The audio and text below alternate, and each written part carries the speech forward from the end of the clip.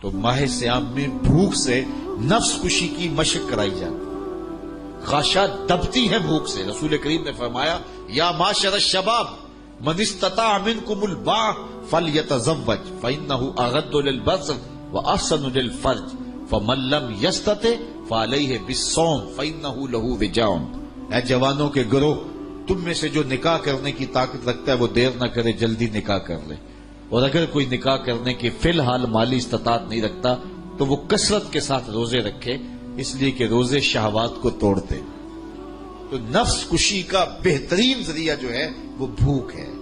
خاموشی ہے اور تنہائی ہے۔ یہ تین چیزیں نفس کو مارتی ہیں۔ اسی لیے حضور نے ارشاد فرمایا من لم یدع قول الزور والعمل بہ، جس نے جھوٹ اور جھوٹے کام نہیں چھوڑے، اس کے بھوکا اور پیاسا رہنے کی اللہ کو ضرورت نہیں ہے۔ تو وہ تنہائی اختیار کرے، وہ تلاوت کلام مجید کی کثرت کرے، وہ تقویت دے اپنی روح کو، اپنے باطن کو، اور نفس کو کمزور کرے۔ اب شیطان چھٹ کے بھی اس کا کچھ بگاڑ نہیں سکتا، لیکن اگر ہم نے نفس کا مقابلہ نہیں کیا ہے تو پھر شیطان تو جو ہے وہ پیچ و تاب کھاتا ہے کہ یہ جو تم ٹوپیاں پہن کے مسجدوں میں جا رہے ہو نا، یہ جو تم اب تہجد بھی نہیں چھوڑتے ہو، اب تم 20 تراویحاں پڑھتے ہو، ذرا چھوٹ لوں تم سے نپٹوں گا، عید کے دن ہی وہ تماشے کرواؤں گا کہ دنیا دیکھے گی۔ تو وہ غصے سے پیچ و تاب کھا رہا ہوتا ہے اور عید کے دن ہی حملہ آور ہو جاتا ہے، بلکہ رات کو ہی حملہ آور ہو جاتا ہے۔ عشاء کی نماز میں چاند چڑھنے کے بعد لوگ سکڑ جاتے ہیں۔ تو اگر نفس اصلاح پذیر ہو گیا تو شیطان چھٹ کے بھی کچھ نہیں کر سکے گا، اور اگر نفس کی طرف ہم نے توجہ نہ کی تو وہ چاند رات ہی ہمارا سب کچھ لوٹ لے گا۔ جتنے جرائم چاند رات میں ہوتے ہیں،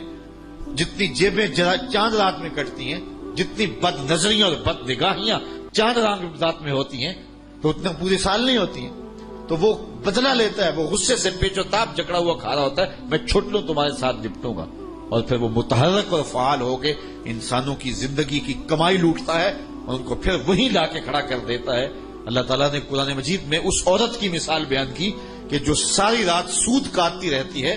اور سود کاٹنے کے بعد شام کو سارا کاتا ہوا توڑ کے پھر ریزہ ریزہ کر دیتی ہے۔ کہا تم بھی اس عورت کی طرح نہ ہو جانا۔ ہر سال ماہ سیام آتا ہے، تراویحاں، سحریاں، افطاریاں، بھوک پیاس کی شدتیں، تلاوت کلام مجید، لیکن نفس کشی کی طرف توجہ نہیں ہوتی ہے۔ تو مہینہ گزرنے کے بعد جہاں ہم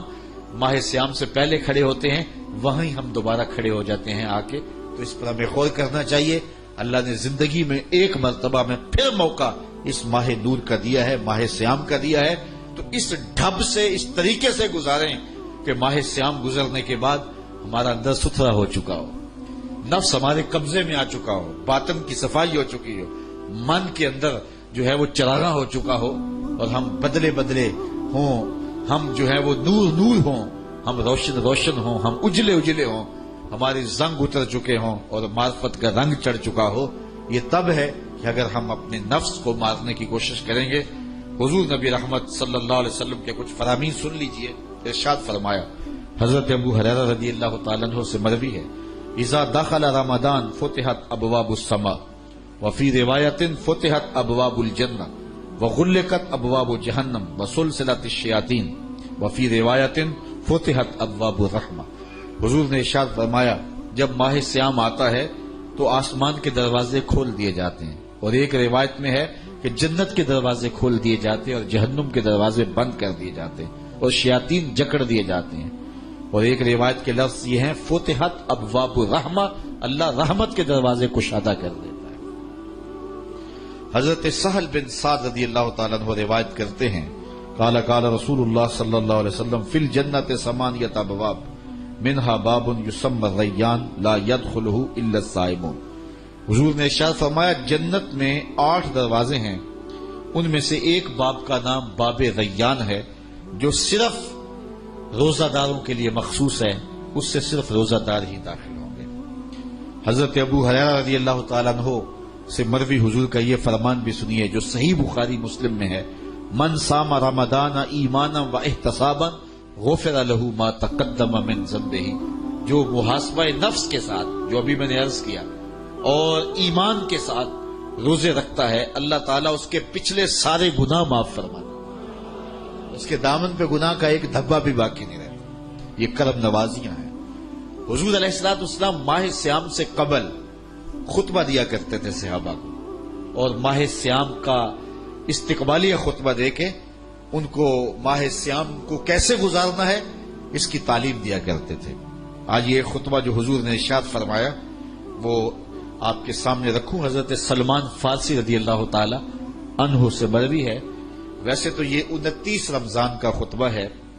29 شعبان کا خطبہ ہے، حضور 29 شعبان کو دیا، اور میں اپنے وہاں 29 شعبان کو یہ خطبہ لوگوں کو سنایا کرتا ہوں، لیکن آج 29 شعبان تو نہیں ہے، اور چونکہ 29 شعبان کو میں دستیاب نہیں ہوں گا آپ کو، اس لیے وہ تھوڑا سا پہلے سنا دیتا ہوں۔ خطبہ سنانے کی اور سننے کی سنت ادا ہو جائے گی، لیکن وہ خاص دن کی سنت جو ہے وہ ادا نہیں ہو سکے گی۔ چلو یہ سی ڈی بن گئی تو آپ اس دن جو ہے وہ سن سکتے ہیں۔ حضرت سلمان فارسی فرماتے ہیں قال خطبنا رسول اللہ صلی اللہ علیہ وسلم فی آخر یوم من شعبان، حضور علیہ السلام نے شعبان کی آخری تاریخ کو ہمیں خطبہ ارشاد فرمایا۔ کیسا منظر ہوگا کہ مسجد نبوی کا ماحول ہوگا، کھجور کی بنی ہوئی چٹائیاں بچھی ہوں گی، اور ممبر پہ آمنہ کا لال جلوہ فراز ہوگا، اور سامعین کے اندر ابو ذر غفاری بیٹھے ہوں گے، بلال حبشی بیٹھے ہوں گے، عثمان غنی بیٹھے ہوں گے، حضرت ابو بکر و عمر بیٹھے ہوں گے، مولا کائنات بیٹھے ہوں گے،